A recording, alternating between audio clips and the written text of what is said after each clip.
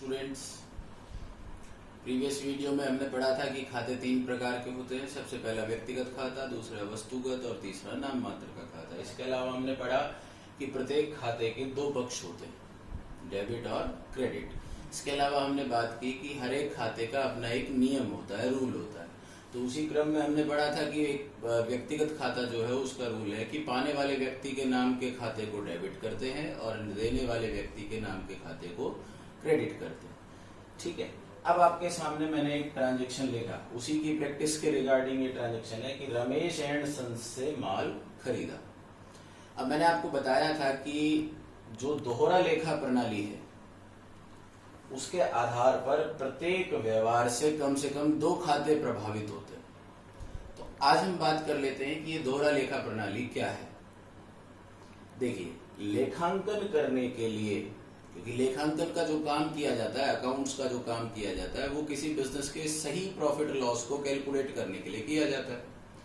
अब बात ये आई कि प्रॉफिट लॉस को कैलकुलेट करने के लिए हमारे पास तीन मेथड होते हैं अकाउंटिंग में, मतलब तीन लेखा प्रणालियां होती है, जिसमें सबसे पहली है इकहरा लेखा प्रणाली, दूसरी है दोहरा लेखा प्रणाली और तीसरी है भारतीय बही खाता प्रणाली या जिसको महाजनी भी कहते हैं। अब इसमें से हम जिस लेखा प्रणाली से लेखा करते हैं उसका नाम है दोहरा लेखा प्रणाली। अब बात ये निकल के आती है कि हम दोहरा लेखा प्रणाली से ही लेखा क्यों करते हैं, क्योंकि एक ऐसी लेखा प्रणाली है दोहरा लेखा प्रणाली जो पूर्णतः सुव्यवस्थित और वैज्ञानिक प्रणाली है। अब बात आती है कि वैज्ञानिक प्रणाली का मतलब क्या हुआ। जैसे हमने बात की थी कि हमारे सब्जेक्ट में विज्ञान और कला, मतलब आर्ट और साइंस दोनों के गुण मौजूद हैं। तो विज्ञान का मतलब मैंने आपको तब भी बताया था कि विज्ञान का मतलब होता है जिसको करने के कुछ नियम और सिद्धांत होते हैं। ऐसे ही हमारी जो दोहरा लेखा प्रणाली है, जिसको डबल एंट्री सिस्टम बोलते हैं, उसको सॉल्व करने के या उसको लिखने के या उसको रखने के कुछ निश्चित नियम और सिद्धांत होते हैं और उन्हीं नियमों और सिद्धांतों पर यह प्रणाली पूरी तरीके से काम करती है। इसलिए एक वैज्ञानिक प्रणाली हो गई। और एक सिस्टमैटिक प्रणाली है जिसमें हर एक चीज को, हर एक ट्रांजैक्शन को एक प्रॉपर सिस्टम से लिखा जाता है। अब जो चीज सुव्यवस्थित भी है और पूर्णतः वैज्ञानिक भी है, तो इसका साफ साफ रिजल्ट क्या निकल करके आता है कि अगर हम किसी ऐसी प्रणाली को अपनाते हैं जीवन में, चाहे वो लेखांकन के संदर्भ में हो चाहे अन्य किसी चीज के संदर्भ में हो, अगर हम किसी सुव्यवस्थित और वैज्ञानिक प्रणाली को किसी काम के लिए लगाते हैं तो उससे जो रिजल्ट निकलता है, मतलब उसका जो हमारा कह सकते हैं कि परिणाम निकलता है, वो परिणाम पूर्णतः सही और सटीक आएगा। तो इसीलिए हम दोहरा लेखा प्रणाली की पालना करते हैं, क्योंकि एक यही तीनों प्रणालियों में से सबकी अपनी अपनी कुछ कमियां हैं और कुछ अच्छाइयां भी है, लेकिन ये दोहरा लेखा प्रणाली है, ये एक सबसे व्यवस्थित और वैज्ञानिक प्रणाली है जिसके लिए ही हम इस प्रणाली का प्रयोग करते हैं। और ये प्रणाली कुछ सिद्धांतों पर काम करती है। तो उसी तरह का एक सिद्धांत ये है कि प्रत्येक व्यवहार से कम दो खाते प्रभावित होते हैं, इसीलिए इस प्रणाली का नाम है दोहरा लेखा प्रणाली, डबल एंट्री सिस्टम। दोनों साइड पे लेखा किया जाता है, मतलब लिखा जाता है। तो अब बात निकल करके आई कि ये भी एक व्यवहार है। इस व्यवहार के लिए सबसे पहले हम पहले की तरह पहचान करेंगे कि यह आर्थिक है या गैर आर्थिक है। रमेश एंड सन्स से माल खरीदा तो उसने हमको क्यों बेचा होगा? लाभ कमाने के लिए, तो एक आर्थिक व्यवहार हो गया।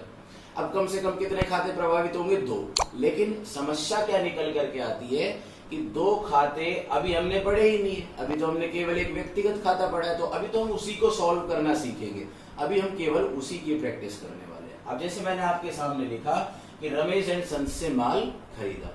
अब इस पूरे ट्रांजेक्शन में से मैं केवल पहले क्या खोज करूंगा कि इसमें से व्यक्तिगत खाता कौन सा है। तो रमेश एंड सन्स, ये रमेश एंड सन्स एक फर्म हो सकती, और हमने बात की थी कि व्यक्तिगत खाते में क्या क्या आता है, किसी व्यक्ति का नाम, संस्था का नाम, फर्म का नाम और कंपनी का नाम। तो ये एक संस्था या फर्म होने की वजह से रमेश एंड सन्स ये एक व्यक्तिगत खाता हो गया। अभी हमारा प्राइमरी काम केवल इतना सा समझने का है कि किसको हम डेबिट करेंगे, किसको क्रेडिट करेंगे। और ये डेबिट क्रेडिट केवल और केवल जो नियम बताया था मैंने, उस नियम के आधार पर हो सकता है। अब नियम क्या है व्यक्तिगत खाते का कि पाने वाले को डीआर करो और देने वाले को सीआर करो। रमेश एंड सन्स से माल खरीदा, हमने रमेश एंड सन्स से माल खरीदा, तो रमेश एंड सन्स ने क्या किया, माल दिया, और देने वाले को हम क्या करते हैं, CR। इस तरीके से ये टाइप के ट्रांजेक्शन सॉल्व होते हैं। एक उदाहरण और ले सकते हैं, महेश एंड कंपनी को माल लौटाया। आर्थिक व्यवहार है, साफ साफ पता लग रहा है। वही डेबिट क्रेडिट करना है, तो डेबिट क्रेडिट करने के लिए सबसे पहले व्यक्तिगत खाता ढूंढते, क्योंकि वही हमने पढ़ा है अब तक। ये पूरा महेश एंड कंपनी क्या हुआ, एक व्यक्तिगत खाता हुआ। या अंग्रेजी में मैं लिख दूंगा महेश एंड कंपनी। बड़ा आसान कॉन्सेप्ट है, इंटरेस्टिंग कॉन्सेप्ट है, थोड़ा सा समझने की बात है कि व्यक्तिगत खाता होता क्या है, उसमें क्या क्या आता है, और डेबिट क्रेडिट करने के लिए आपको नियम आना चाहिए। अब महेश एंड कंपनी, कंपनी लिखा हुआ है पीछे, कंपनी है तो कंपनी के नाम का खाता कौन सा खाता हो गया, व्यक्तिगत या पर्सनल। अच्छा, अब हमको वही पता लगाना है कि किसको DR करेंगे और किसको CR करेंगे। वो केवल किसके आधार पर पता लगेगा, नियम के आधार पर। नियम क्या था कि पाने वाले व्यक्ति को डेबिट और देने वाले व्यक्ति को क्रेडिट। महेश एंड कंपनी को माल लौटाया, हमने महेश एंड कंपनी को माल लौटाया, तो हमने उनको माल दिया, तो उन्होंने क्या किया, इसमें इसको आधार मान करके करना है कि महेश एंड कंपनी पाने वाली है या देने वाली है। हमने लौटाया तो उसने पाया होगा, और पाने वाले को हम क्या करेंगे, DR। इस तरीके से, इस तरीके जो ऐसे ट्रांजेक्शन होते हैं इस तरीके से सॉल्व किए जाते हैं। एक और उदाहरण ले सकते हैं, राजेश से 4000 रुपए प्राप्त किए। के सामने एक ट्रांजेक्शन है, राजेश से 4000 रुपए प्राप्त किए। सबसे पहली बात आर्थिक व्यवहार है। आर्थिक व्यवहार है, कम से कम 2 खाते प्रभावित होंगे, क्योंकि दोहरा लेखा प्रणाली लग रही है। अब हमको देखना है कि इसमें से व्यक्तिगत कौन सा है, तो साफ सीधा पता लग रहा है कि राजेश किसी व्यक्ति का नाम है, व्यक्ति का नाम है तो व्यक्तिगत खाता हो गया। पता लगना है कि DR करेंगे या CR।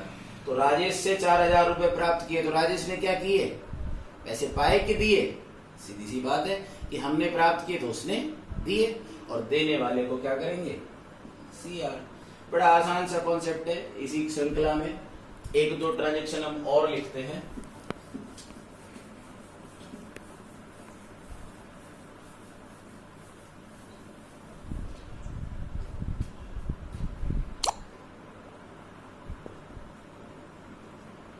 राजकुमार महेश चंद से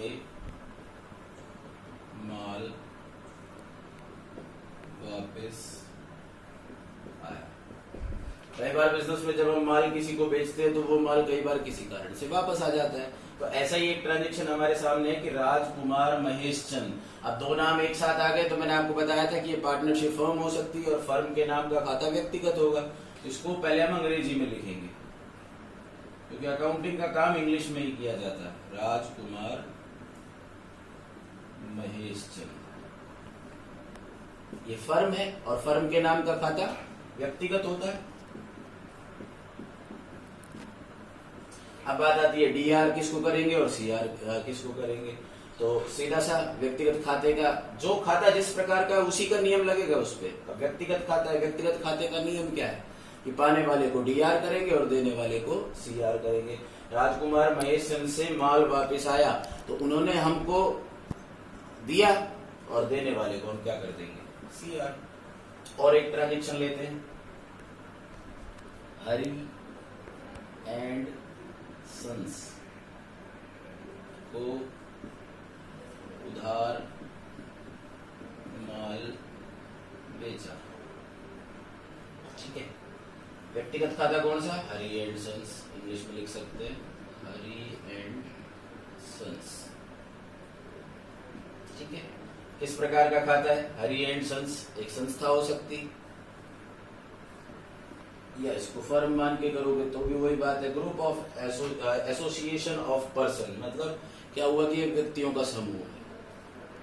व्यक्तिगत खाता, व्यक्तिगत खाते का नियम कि पाने वाले को DR करेंगे और देने वाले को CR करेंगे। तो हरी एंड सन्स को माल बेचा, हरी एंड सन्स को माल बेचा तो हरी एंड सन्स ने क्या किया, माल को पाया, और पाने वाले को क्या करते हैं, दिया।